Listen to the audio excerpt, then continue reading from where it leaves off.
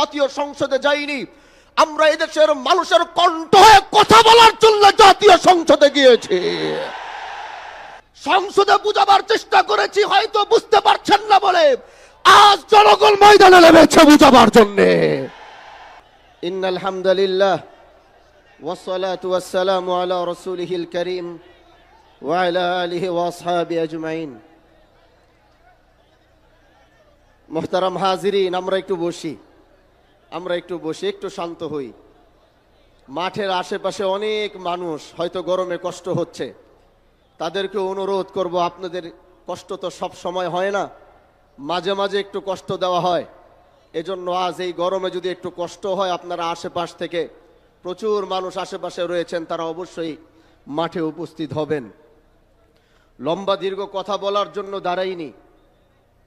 দাঁড়িয়েছে এক সত্য বলার জন্যে, যেই সত্য বলার জন্য এই দেশের মানুষ আমাদেরকে প্রতিনিধিত্ব করার জন্য জাতীয় সংসদে পাঠিয়েছে। আমরা বলেছিলাম আমরা ইনসাফ প্রতিষ্ঠা করব, আমরা বলেছিলাম আমরা ন্যায় প্রতিষ্ঠা করব।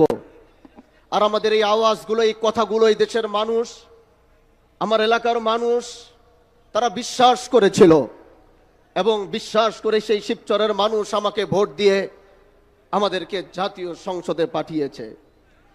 মাওলানা আল্লামা মামুনুল হক দামাত বারাকাতুহুম আমার উপর আস্থা রেখেছেন।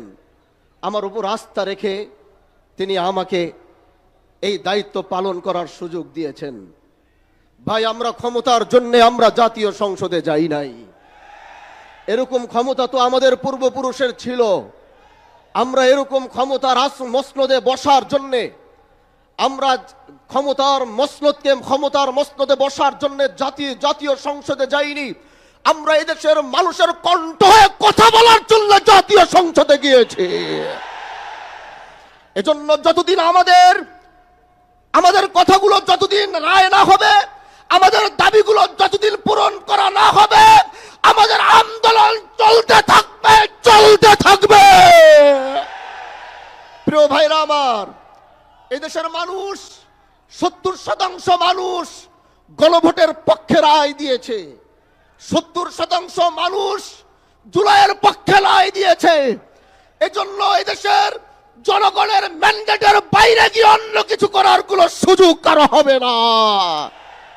প্রিয় ভাইরা আমার, আমরা সরকার পতনের আন্দোলনে নামি নাই।